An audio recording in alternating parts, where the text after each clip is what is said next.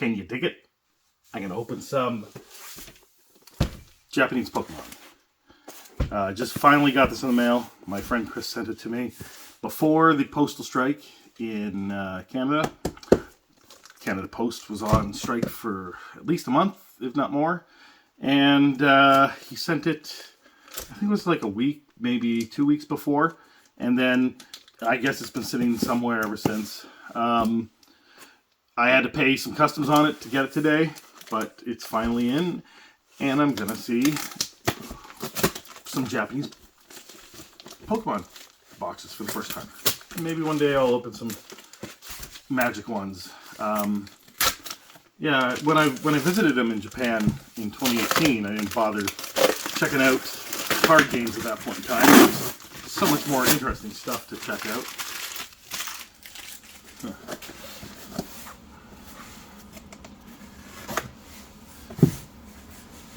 These are some nice boxes, Chris, by the way.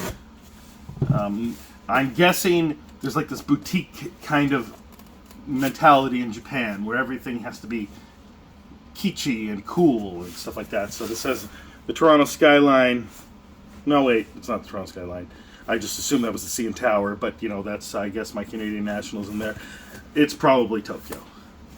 Anyway, this a nice little box and a box with instructions. He's packed it quite nicely.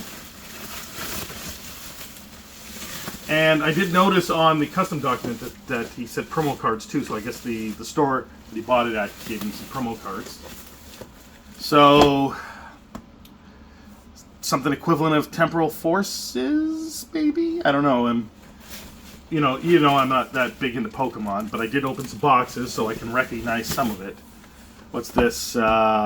Shoot. Adept Stellar Crown. It's not Twilight Masquerade. Maybe Paradox Rift? I don't know. Let me know. Am I getting any of these right? No idea on that one. No idea. And then the last one here is something EX. I don't know. You got me. But anyway, so they're very small boxes. They're not the size of our booster boxes. I believe they have 10 packs in them with 5 cards per pack instead of our booster boxes with 36 packs.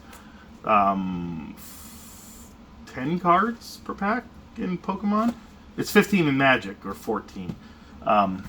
Anyway, so these are smaller boxes, but even though the packs are smaller, have less cards in them, I think there's the same number of rares in a pack, and I don't know if there's the same chance for super rares in a pack. But in any case, it's not a full booster box. Basically, 3 of these would still not be a full booster box, but in North America, these are more valuable because they're harder to come across. So there's not many people that have, connection with someone in Japan that they can buy stuff from.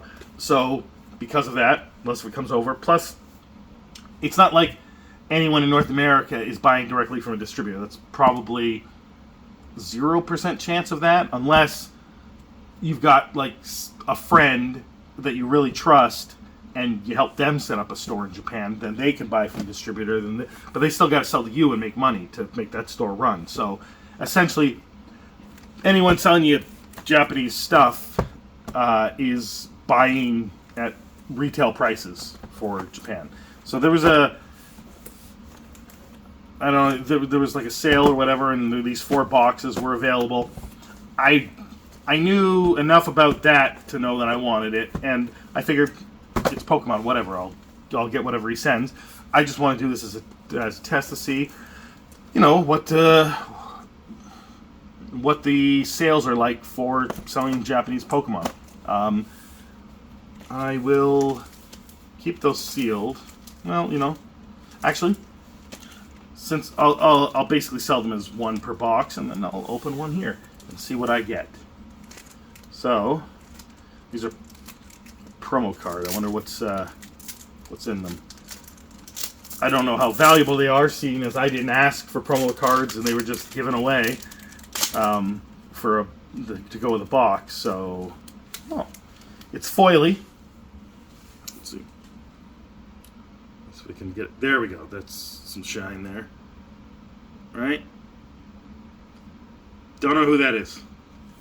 See, that's, I guess, the problem is that I don't know enough about Pokemon to even guess at a lot of these things, and I don't read Japanese. I briefly read a little tiny bit of Japanese in the 90s and could say some phrases in Japanese, but given that there was almost no need to use any Japanese from 1998 when I learned it to 2018, so 20 years, it atrophied.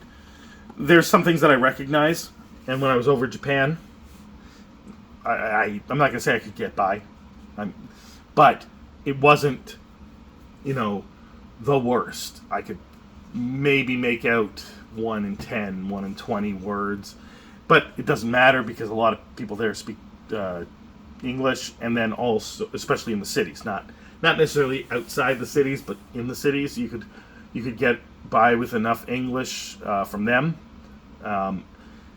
And of course, my friend, having lived there for over a decade, and since I was pretty much always with him, it was pretty easy. There's only a couple times, taking the subway to my hotel or whatever. Anyway, that's a tangent into these boxes here. I don't know. So, 1, 2, 3, 4, which is the big hit here, which is the most desirable one. Am I right about that being temporal forces based? I guess it's not really, because our sets are halfway in between their sets, or vice versa. I'm still a little bit confused on it. Obviously, I need to do more research on it. I've got some boxes that seem to have Surging Sparks and Prismatic Evolutions, and then a little bit of Twilight Masquerade in them. At least that's what the box cover art suggests.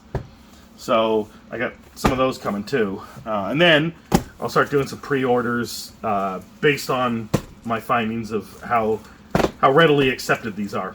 And I'll be bringing in more Japanese Pokemon, because there's, I need to kind of supplement, especially I got a little bit of bad news recently, and I don't know if I'm going to make a video on it, and I don't know when I'm going to release that video, because I don't know when I want to talk about it, but I think I need to get it out and then eventually upload it. So that is, originally that isn't why I got the Japanese Pokemon, it's just because I know that it's somewhat desirable and I wanted to see how well it did, but now I might need a lot more of it. So in any case, that's my Japanese Pokemon box opening, and let me know what you think, and let me know if you want to see more.